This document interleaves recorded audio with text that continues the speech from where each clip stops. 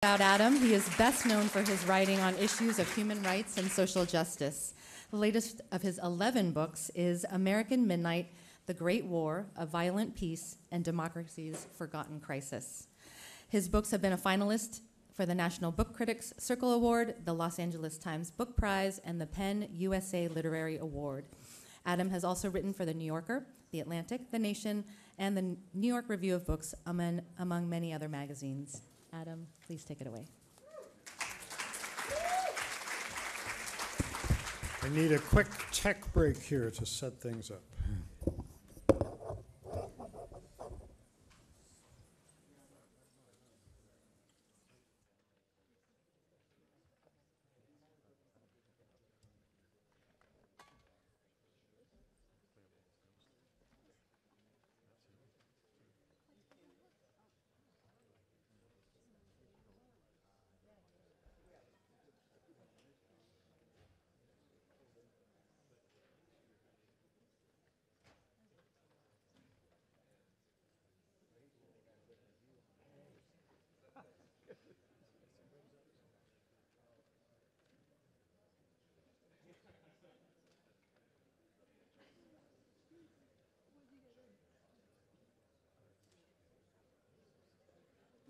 Podium's on. Yep. Okay. So, ready to go here. I want to ask you to mentally roll the clock back just over 100 years. And you can tell that we're going far back in time because these people are reading printed newspapers. Remember those? If some of you are old enough, you may remember something called paper, where you could actually turn the pages and then use the paper to wrap fish in when you were finished reading the news. You can't do that with a computer screen. That's how people got their news a century ago. And here's the question I want to pose about that time. At a moment when this country faced its greatest assault on civil liberties in the last 150 years, there was embarrassingly little investigative reporting about it. Why? And what can we learn from that experience today? Let me say why the period I'm talking about was such a severe crisis. I'm speaking of this country in the years 1917 to 21. Woodrow Wilson was president, and in April 1917, he asked Congress to declare war on Germany, joining the war that was already going on in Europe. American troops headed for Europe, and here at home, there was an explosion of hyper-patriotism. Immediately, the United States was swept by a hysteria against all things German. Signs appeared like this one at a park in Chicago. Schools and colleges stopped teaching German. Several states passed laws against speaking German in public or on the telephone. The Frankfurter became the hot dog. A professor who claimed that German was a crude and worthless language got respectful treatment in the press.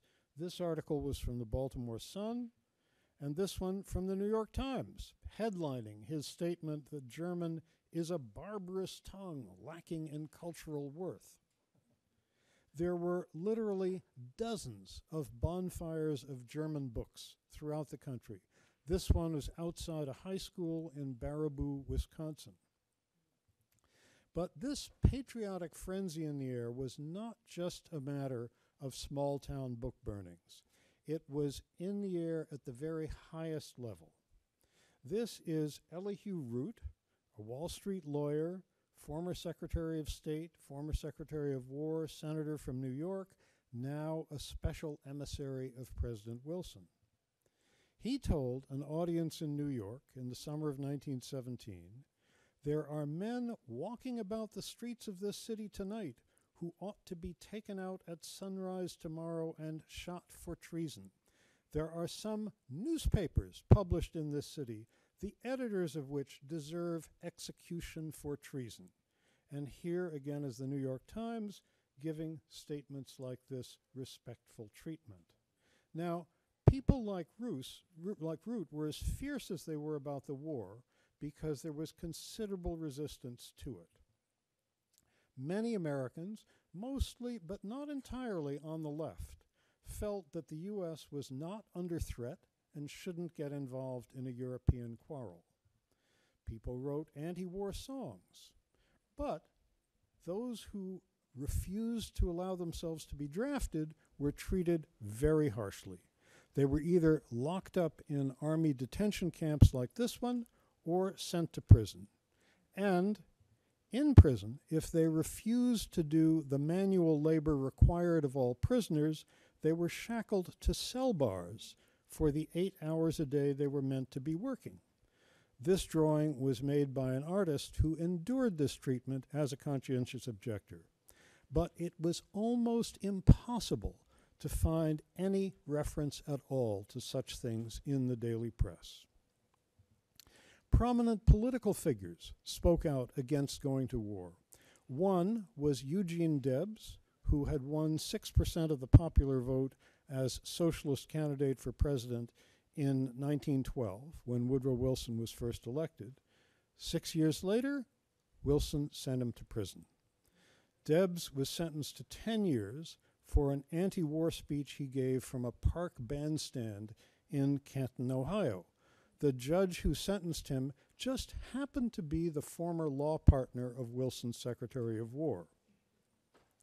Like many war critics, Debs was still in jail 2 years after the war ended. In November 1920, while in the Atlanta Federal Penitentiary, he was again candidate for president and received more than 900,000 votes. It was the first time that someone had been a presidential candidate from a prison cell, but possibly not the last time. We'll see. The imprisonment of such people was widely applauded by the press. Here's what the New York Times editorial said about Debs on its editorial page. Mr. Wilson's refusal to commute the sentence of Eugene V. Debs is another triumph of justice. And here's how that editorial ends. Speaking of Debs, he is where he belongs. He should stay there. Another outspoken war opponent was the charismatic anarchist and feminist leader Emma Goldman. She too was sent to prison for 2 years and then immediately deported from the United States, where she had lived most of her life. Goldman and Debs were far from the only people sent to prison during this period. This is a demonstration by family members of other prisoners outside the White House. And here's the shocking statistic. Between 1917 and 1921, roughly 1,000 Americans were sent to prison for a year or more, and a much larger number for shorter periods, solely for things that they wrote or said. That's what I mean about this being the worst assault on civil liberties in 150 years. And that's not the only thing that happened. The government crackdown on dissent had help from vigilantes. Organizations sprang up around the country. The largest was something called the American Protective League. Its members got to wear badges like this, and if you can read the type on the innermost circle on the badge, it says auxiliary to the U.S. Department of Justice, because the American Protective League was organized with Department of Justice support. By the end of 1917, it had more than 200,000 members, made up of mostly of men too old to fight, but who wanted to feel they were somehow taking part in the action of the war here at home. What did they do? Among other things, they carried out what they called slacker raids to find young men without draft cards, rough them up, hold them under arrest, sometimes for several days, by the thousands or tens of thousands, until they could produce the proper paperwork. Other expressions of vigilantism in these years were much worse. Here's one such episode. The people referred to in this headline were Wobblies, members of the country's most militant labor union, the Industrial Workers of the World, in Tulsa, Oklahoma. They were severely whipped, tarred, and feathered. And how, by the way, was the editor of this daily newspaper, the Tulsa World, able to write an eyewitness account of the beating, tarring, and feathering? It was because the leaders of the mob had tipped him off in advance, and the editor even brought his wife along when he covered the story. Here's what it looks like when you're tarred and feathered. The man shown in this photo was a Minnesota farmer who had refused to buy war bonds. The men who attacked him were put on trial but found innocent. Now, something else that happened during this period was not exactly repression, but it helped amp up the mood of super-patriotism. The government established a huge propaganda agency. We've never seen anything quite like it before or since. The Committee on Public Information. It employed hundreds of journalists, and it churned out feature stories for newspapers and magazines in support of the war effort. Thousands of newspapers around the country willingly printed this material. It filled an average of 20,000 newspaper columns a week. The committee produced an immense volume of printed material as well. Posters, placards, books, magazines, pamphlets, even an encyclopedia. 75 million pieces of printed literature, all told. It fielded a corps of 75,000 volunteer speakers. One of them was the movie star Douglas Fairbanks. In this picture, he's speaking to a war bond rally. The Committee on Public Information deluged the country with posters like this one, a recruiting poster for the U.S. Army. Some of the posters encouraged a paranoia about spies. And then, in November 1917, came something which heightened the frenzy still more: the Russian Revolution. Immediately, the American press was filled with cartoons like this one. Every upheaval was blamed on Bolsheviks. When there was a general strike in Seattle, it was seen as showing the hidden hand of the Bolsheviks. The media saw Reds under the bed everywhere. Where were the dissenting voices in the daily press? Almost nowhere. And there are some reasons for that, which I'll get to in a moment. But I first want to look at one more facet of the repression of those years and how the press supported it. A. Mitchell Palmer, Wilson's Attorney General, was preparing to run for the Democratic nomination for president in 1920 on a platform promising mass deportations of troublemakers. And he staged a series of raids in more than 30 cities, ordering the arrest of some 10,000 radicals or alleged radicals or suspected radicals, looking for people who could be deported, and deported conspicuously in a way that would help his presidential campaign. Here are some Palmer raid victims who've been rounded up, and they're awaiting deportation at Ellis Island, a place that had previously been a place of hope for millions of our ancestors entering the United States. In these Palmer raids, the raiders also seized and destroyed left-wing literature of all kinds. These are federal agents and local police after such a raid in Boston. The raiders also trashed the offices of progressive groups where they made their arrests. This is the New York City office of the Wobblies. They were proud of having done this and invited newspaper photographers to come in and take pictures of their handiwork, which is why we have pictures like this one. Again, the press was totally on board. Here's a Washington Post editorial 2 days after the biggest raid. Quote, "The roundup of public enemies is admirable work always, and it was never more timely than at present." Now, why weren't more journalists questioning this climate of paranoia and raising hell about the sizable number of people who were political prisoners, imprisoned just for things that they wrote or said? And that's an especially puzzling question because just a few years earlier, in the first decade of the 20th century, the United States had been home to the muckrakers, probably the greatest generation of investigative journalists this country has ever seen.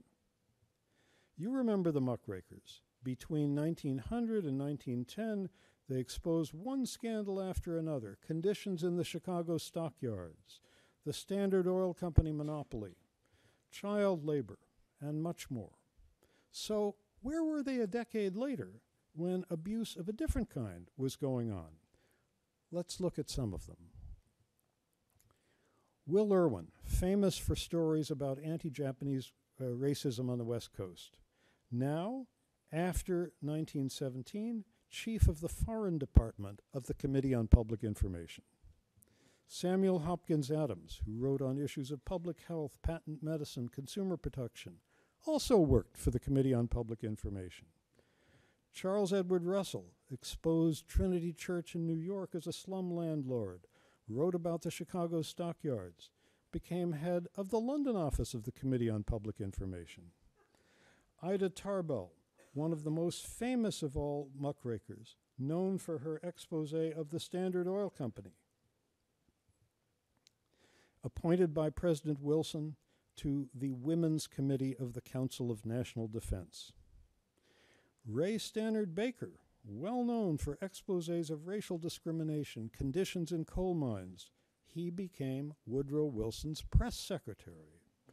And not only that, he was the author of a multi-volume, authorized biography of Wilson, highly laudatory, and a consultant on a Hollywood film about Wilson that was a complete whitewash. So a sizable number of journalists who should have known better jumped onto the bandwagon of super-patriotism. In fact, they followed exactly the instructions given by the Committee on Public Information in this poster. Step into your place. This, by the way, is a temptation we face at any time. Look, for instance, at the many journalists in this country who cheered on the invasion of Iraq unthinkingly 20 years ago.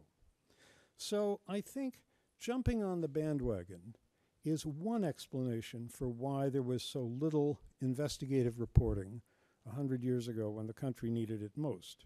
But there's another explanation as well. The government leaned very hard on the press to beat the drums, both by appealing to editors' patriotism and resorting to threats if that didn't work. There was direct censorship as well, the most extreme this country has ever seen.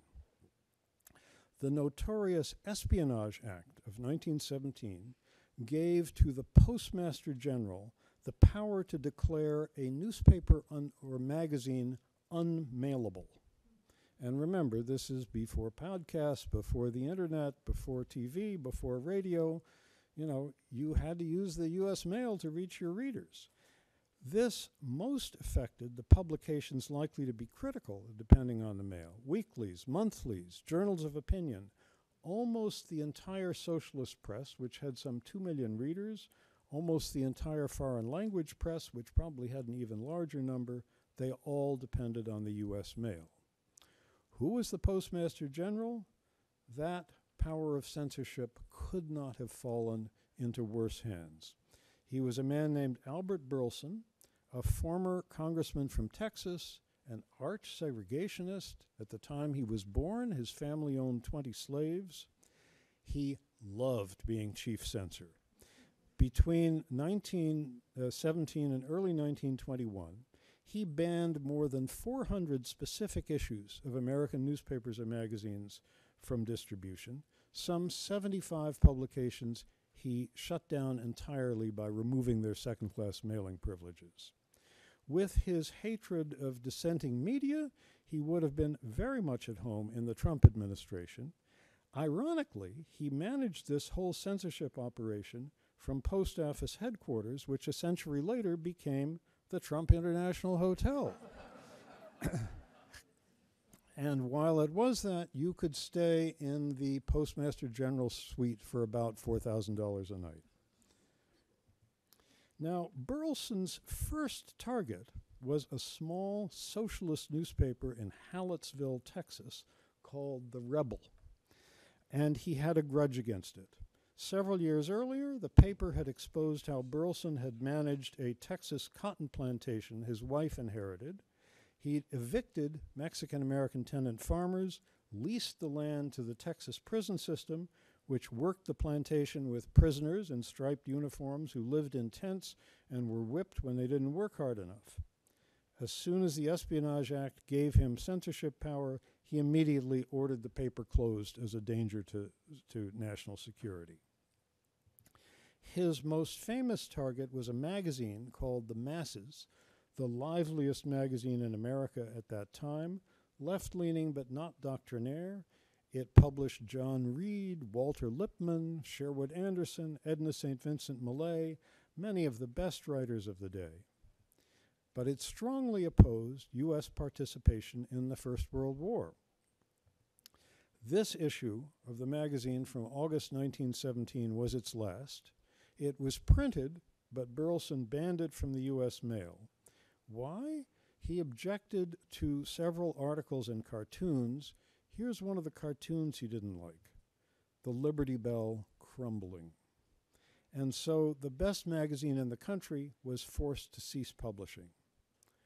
Other journalists had a worse fate. G.W. Bolden was editor of the San Antonio Inquirer, a black newspaper in Texas, and he was sent to federal prison for 2 years for publishing a letter to the editor, judged by the authorities to be too sympathetic to some black soldiers who had mutinied against the discriminatory conditions they were forced to work in. There were many other editors and reporters among those 1,000 long-term prisoners I spoke of. We know of 25 of them who were in federal prisons. No one has tabulated the number of them who were in state prisons because states around the country, including California, and even many cities, passed copycat legislation resembling the Espionage Act. So that's the story. What are the lessons it leaves us with? I think there are two. The first is be extremely vigilant against any kind of censorship. And I don't need to tell you about the presence of that impulse that's in the air right now, ranging from the harsh penalties that are meted out to whistleblowers to the campaigns in Florida and other states to remove certain books from schools and libraries. And second, as journalists and as citizens, we should look long and hard and skeptically before we unthinkingly jump on any bandwagons, whether cheering for war or anything else. So, thank you.